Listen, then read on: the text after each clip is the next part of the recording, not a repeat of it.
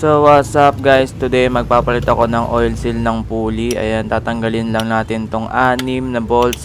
Merong 2 mahaba at 4 na maikli. Madali lang tandaan kasi yung nakaumbok na part na yan sa taas saka sa baba, yan yung merong mahaba. So ayan yung oil seal na luma, tatanggalin nyo na ng ganun. Tapos ito na yung bago.